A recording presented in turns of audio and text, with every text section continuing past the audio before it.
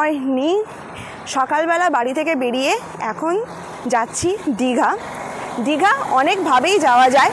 যারা দক্ষিণ 24 পরগনা জেলায় থাকেন তাদের জন্য সবথেকে ভালো সুবিধা হচ্ছে এক ডায়মন্ড হারবার থেকে ফেরিতে করে কুকড়াহাটি হয়ে যাওয়া, বা রায়চক থেকে ফেরিতে হয়ে কুকড়াহাটি পর্যন্ত গিয়ে তারপর দীঘা যাওয়া। তা আগের বারে আমরা ডায়মন্ড হারবার থেকে ভেসেলে করে কুকড়াহাটি গিয়েছিলাম। আজকের আমরা রায়চক দিয়ে যাচ্ছি, কারণ রায়চক দিয়ে গেলে টাইমটা সেভ হবে। তো এখন হেঁটে হেঁটে যাচ্ছি, গিয়ে আমাদের মোড় থেকে রায়চকের অটো ধরবো বা বাস ধরবো, ধরে রায়চকে গিয়ে পৌঁছাবো। চলে আসলাম রায়চকের ফেরিঘাট। কতটা সুন্দর লাগছে, আর ওখানে সূর্যোদয় হয়েছে।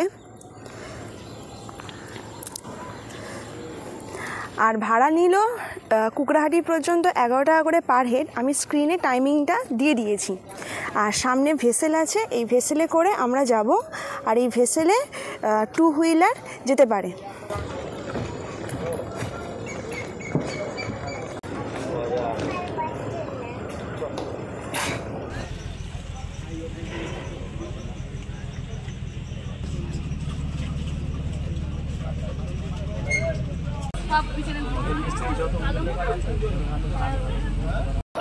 চলে আসলাম কুকড়াহাটির ফেরিঘাট থেকে এই বাস স্ট্যান্ডে। এখানে দীঘার বাস আছে, এবার এই বাসে করে যাব। এছাড়া রিজার্ভ 4 চাকা গাড়িতেও কিন্তু যাওয়া যায়।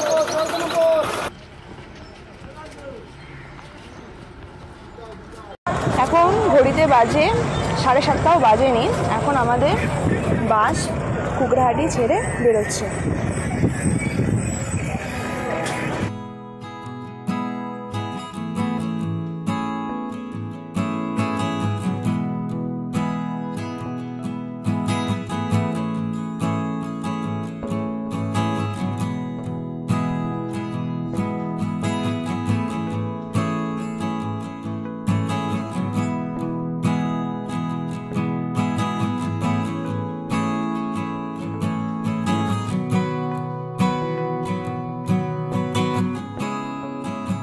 নেমে পড়লাম দীঘার জাহাজবাড়ির সামনে। 120 কিলোমিটার পথ, প্রায় 4 ঘন্টার মতো সময় লেগেছে। এবার আমরা হোটেল খুঁজবো। এই জাহাজবাড়ির ওপারেও হোটেল আছে, আর রাস্তার এই পারেও হোটেল আছে। আমরা ঠিক করছি রাস্তার এই পারের হোটেলগুলো দেখব। তো আমরা হোটেলে চেকিং করে নিয়েছি, একদম রাস্তার ওপরেই হোটেল। আমি রুম টুরটা এবার করিয়ে দিচ্ছি। এই হচ্ছে আমাদের রুম, পরিষ্কার পরিচ্ছন্ন রুম। এইখানে কাভার আছে, সকেট আছে, আর একটা শোকেস টাইপের করা আছে। এই বেড, আর এই পারে 2টো চেয়ার দিয়েছে, ড্রেসিং টেবিল, টিভি, যেটা আমার কোনো ইউজে লাগবে না। আর এইখানে একটা ছোট টেবিল আছে। আমি এবারে বাথরুমটা দেখিয়ে দিচ্ছি। এই বাথরুম, যারা শীতকালে আসে তাদের জন্য গিজার ফ্যাসিলিটিস, ওয়েস্টার্ন কোমোড, বালতি, মগ, আর এইখানে বেসিন আর আয়না। তো আমরা এই যে রুমটা নিয়েছি, এই রুমটায় আমরা 2 দিনের জন্য থাকছি। 800 টাকা করে পার নাইট নন এসি। এইটা যদি এসি নেওয়া হয় তাহলে 1200 টাকা করে পার নাইট হবে। আর সার্ভিস ট্যাক্স দিয়ে আমাদের 1620 টাকায় নিয়েছে। আর এই হোটেলের নিজস্ব রেস্টুরেন্ট আছে, দুপুরবেলা আর রাত্রেবেলা খাবারের জন্য খুব সুবিধা। আর যে জলের ব্যবস্থা, এটা আপনারা জল কিনেও খেতে পারেন, বা এখানে অ্যাকোয়াগার্ডের সিস্টেম আছে ডাইনিংয়ে, সেখান থেকেও জলটা নিতে পারেন। আমাদের হোটেলে এরকম লিফটের ব্যবস্থা আছে, গ্রাউন্ড ফ্লোর। আর এই হোটেলের বাইরের ভিউ।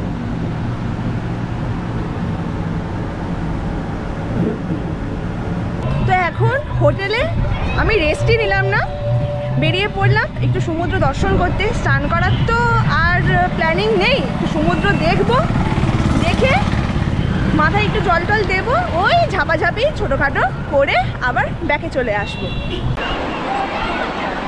তো চলে আসলাম দীঘার সমুদ্র সৈকত। এইখানে একটা ঘাট আছে, মানে ঘাট মানে এই যে নামার, সি বিচে নামার। মানুষ দেখেছেন গিজ গিজ গিজ গিজ করছে। আর ওই পারে একটা আছে, ওপারটা একটু ফাঁকা আছে তুলনামূলকভাবে। দেখি ওই পারটা থেকে নামি। এই বাদিকে সি বিচ বরাবর সন্ধ্যেবেলা বসার জায়গা।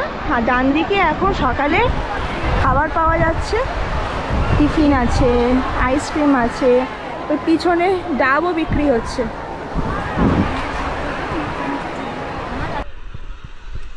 বাহ, ভাবলাম ঘাট, এসে দেখি বোল্ডার।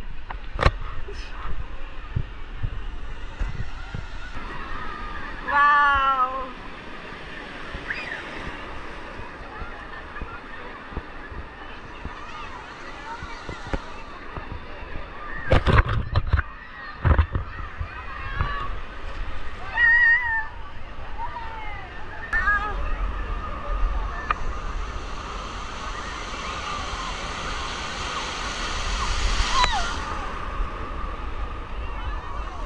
একটু দূরে যাই।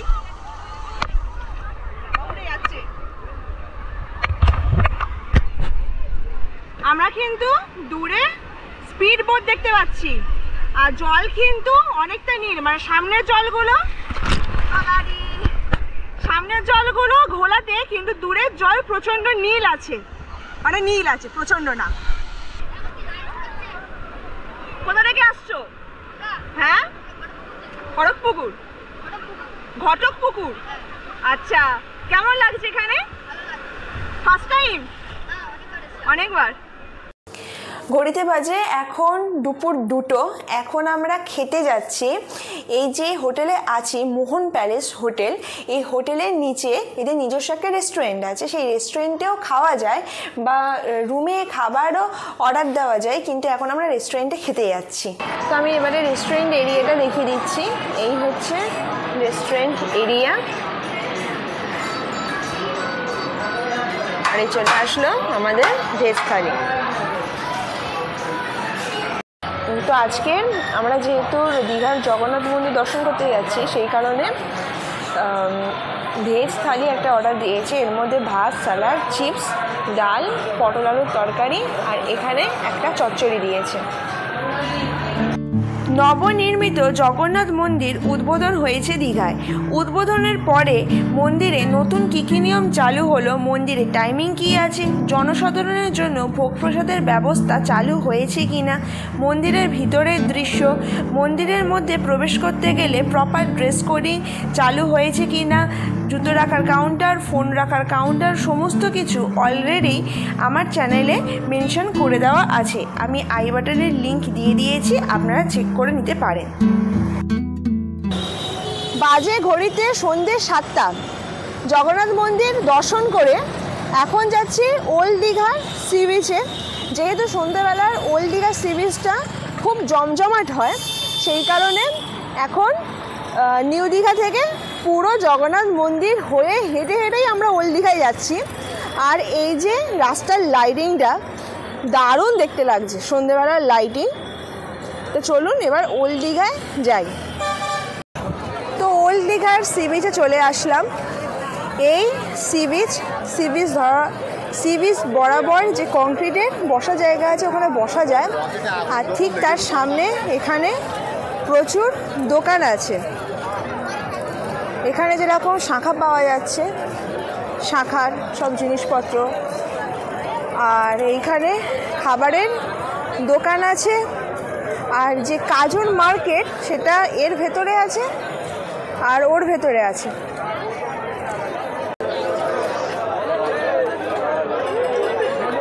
এখানে বিভিন্ন ধরনের কাবাব পাওয়া যাচ্ছে।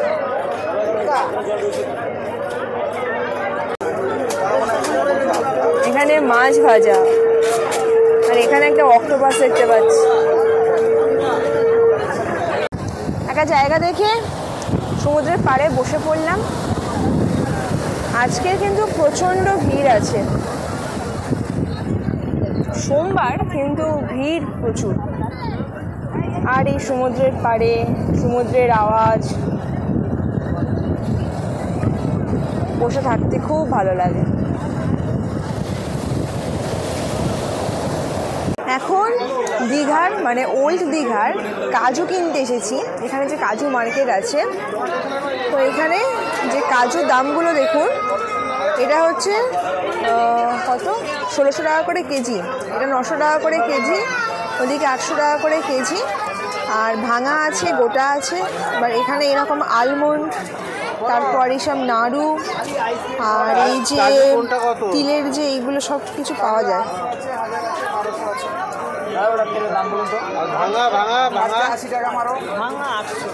এই 1 কিলো কাজু নিয়ে নিলাম। এটা পড়লো 900 টাকা করে। 900 টাকা মানে যত বেশি দাম হবে তত ফ্রেশ হয়, তা না হলে একটুখানি গায়েটা ছিটছিটে দাগ থাকে। Good morning from Digha. এখন ঘড়িতে বাজে সকাল 7টা। ঘুমিয়ে পড়েছিলাম, মোহনার দিকে যাওয়া হলো না। তা এখন নিউ দীঘার সি বিচের কাছাকাছি যে জামা কাপড়ের দোকানগুলো আছে সেগুলো এখন দেখবো, কারণ আমার জামা নেই। এখানকার জামাগুলো খুব ভালো হয়। তো আমি এবারে হোটেলের লোকেশানটা জানিয়ে দিই। নিউ দীঘার এই যে জাহাজ বাড়ি, ঠিক তার উল্টো দিকেই আছে আমাদের হোটেল মোহন প্যালেস। তো এই যে জাহাজ বাড়ির পাশ থেকে যে রাস্তাটা চলে গিয়েছে, ওই রাস্তা কালকে দেখেছিলাম, অতটা ভালো জামা কাপড়ের দোকান পাইনি। এর পরে যে একটা আছে রোড আছে, ওই রোডটা আজকে এখন যাচ্ছি। সকালবেলা এখন সমুদ্রে স্পিড বোট নামাচ্ছে, আর এখন জোয়ার চলছে।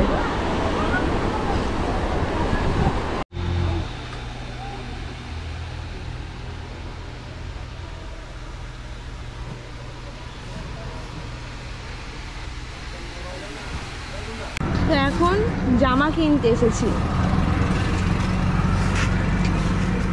এইটা না, কোনটা দেখলাম যেন, এইটা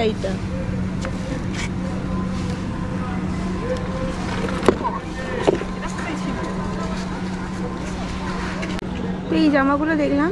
এই যে লাইনটা মানে যে গাউনগুলো, এগুলোর প্রাইস হচ্ছে 450, আর ওই দিকের প্রাইস হচ্ছে 350।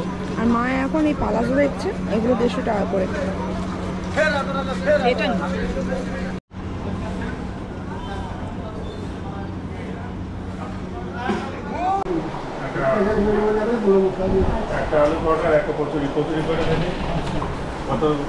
তো এইখান থেকে সকালে আমি ব্রেকফাস্ট নিয়েছি।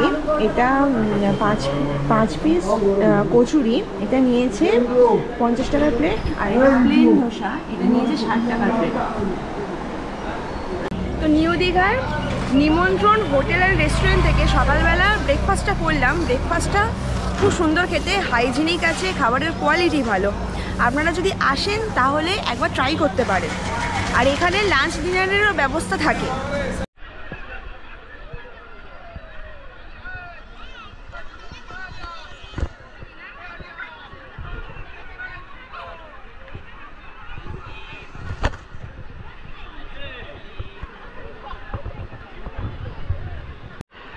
দীঘায় যে এই যে ঘোড়া রাইড হয়, এই রাইডগুলোর দাম হচ্ছে 100 টাকা করে, মানে দুজন চড়তে পারবে 100 টাকায়। চলে এসেছি আজকে মা আর আমি। এই তো কালকে চান করেনি আমার সাথে, কোথায় গেল, কোথায় ট্রেন থেকে বাইরে চলে যাচ্ছে। তো এবারে গিয়ে জলে ঝাঁপ দেবো। তো এই যে স্পিড বোটগুলো, আমি কতটা আওয়াজ আসছে বলতে পারবো না। ওয়াটার কেস আছে গোপ্রো, এগুলো 150 টাকা করে। সামনে যাই।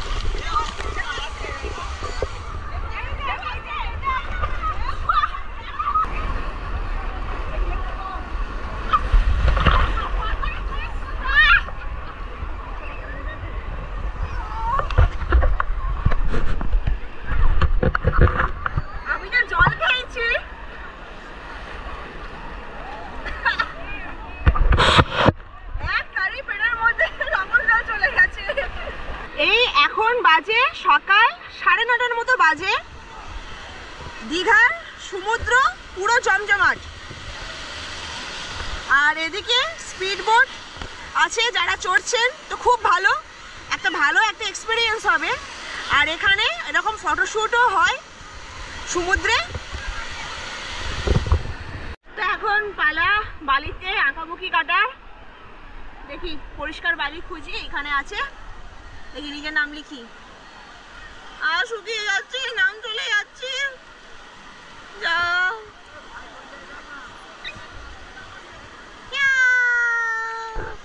তো আমি একটা জিনিস দেখাই, এইখানে একটা পরিবার তার নিজের পোষ্যকে নিয়ে এসেছে।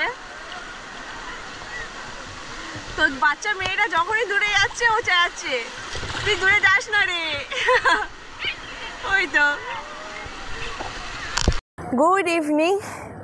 দুপুরবেলা খাওয়া দাওয়া করে পুরো রেস্ট নিয়ে এখন বেরিয়েছি দীঘার সবথেকে জনপ্রিয় একটি পার্ক ঢেউসাগর পার্ক দেখার জন্য।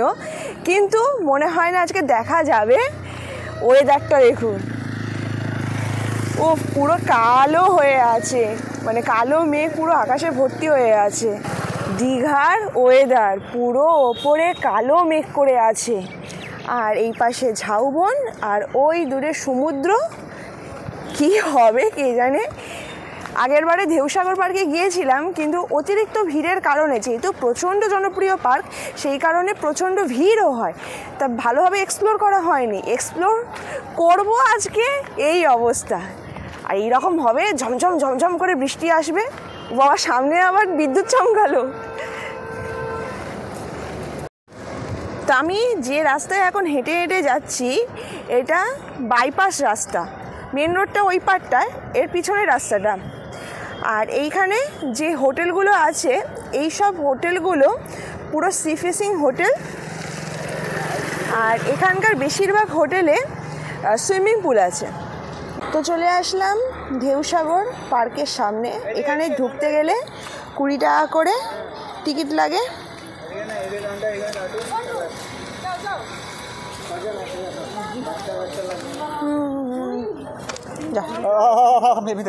তো ঢেউসাগর পার্কের 2 জায়গায় এন্ট্রি আছে। একটা হচ্ছে আমি যেখান থেকে কাটলাম একেবারে মেন গেটের সামনে থেকে, আর যারা সি বিচের ঘুরে আসবেন ওখানেও একটা কাউন্টার আছে। তো এই ঢুকছি, আর সামনে ওখানে যে জাহাজটা আছে, ঢেউসাগর আই লাভ ঢেউসাগর পার্ক লেখাটা আছে। আর আকাশটা দেখুন, আহা হা হা, কি দারুণ লাগছে। বৃষ্টি শুরু হয়ে গেছে।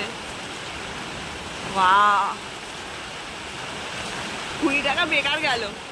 ওই ছাতা উল্টে চলে যাচ্ছে।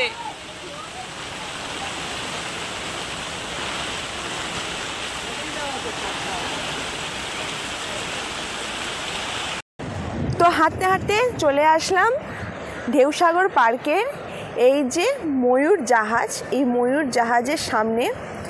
আর এইখান থেকে সমুদ্র দেখা যাচ্ছে, জোয়ার চলছে। চলুন ওইখানে নিয়ে যাই আপনাদেরকে। আর এই ময়ূর জাহাজ, আর ঠিক তার সামনে এইখানে নতুন একটা অ্যাক্টিভিটি চালু হয়েছে, এটা বেশি দিন হয়নি। দোলনা, এটা হচ্ছে দোলনা। এই অ্যাক্টিভিটিটা নতুন করে চালু হয়েছে। আর এই পার্কের মধ্যে খুব সুন্দর করে লাইটিং করে দেওয়া আছে, আর ঝাউবন দারুণ দেখতে লাগে। আর যখন সন্ধেবেলা হবে, সন্ধেবেলা আরও সুন্দর দেখতে লাগবে। তো এই যে রাস্তাটা থেকে ওপরে ওঠা যায়, এই রাস্তাটা পুরো লাইটিং করা থাকে। এই যে স্টারগুলো পুরো লাইটিং করা থাকে। সন্ধেবেলা আসলে এইটা দারুণ দেখতে লাগে।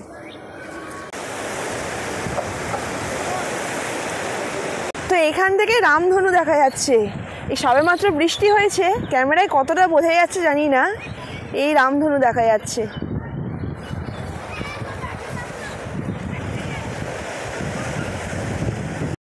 কি চাই? ভালো কাজ, সমুদ্রে স্নান করো, খাও দাও, আর বালিতে ঘুমাও।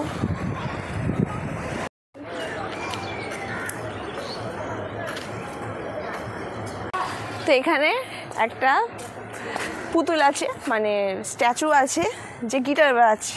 তা আমি একটুখানি বাজিয়ে দিই, টিরিং টিরিং টিং, টিরিং টিরিং টিং, টিরিং টিরিং টিং। স্ট্যাচু নড়ছে। এই ঢেউসাগর পার্কের মধ্যে বড়দের যেরকম অ্যাক্টিভিটি আছে, বাচ্চাদেরও সেরকম অ্যাক্টিভিটি আছে। এইগুলো বাচ্চাদের, সামনেও আছে, এটাও সুইঙ্গিং আছে, এটাও বাচ্চাদের। আর এই ছোটো ছোটো মূর্তিগুলো, এটা ছোটা ভীমের চুটকি। আর এই যে ঝাউ গাছগুলো আছে, এখানে খুব সুন্দর করে লাইটিং দেওয়া আছে। বেশিক্ষণ না, আর আধ ঘন্টা পরে লাইটগুলো চালু হবে। বাচ্চাদের দোলনা,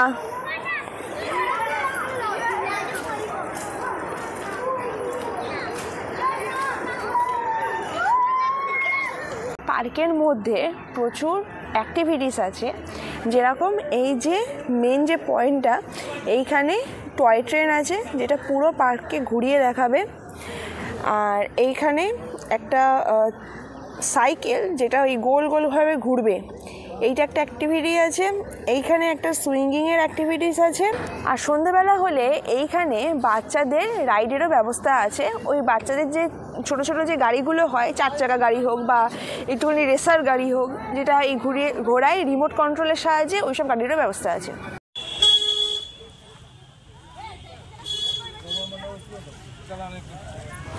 তো এভাবেই দেখতে দেখতে 2টো দিন কেটে গেল আমাদের দীঘায়। Good morning from Digha. আজকে আমাদের বাড়ি যাওয়ার সময়। আমরা পুরো ব্যাগপত্র নিয়ে এখন বসে আছি। আমাদের বাস আসবে, তারপর বাসে করে চলে যাব। তো এই ছিল আমাদের 2 দিনের দীঘা। যদি ভিডিওটা ভালো লাগে তাহলে প্রিয় মানুষজনের সাথে শেয়ার করবেন, তাদেরকেও দীঘায় নিয়ে আসবেন। খুব ভালো সময় কাটিয়েছি। আর ভিডিওতে লাইক দেবেন। দেখা হচ্ছে নেক্সট ভিডিওতে। টাটা।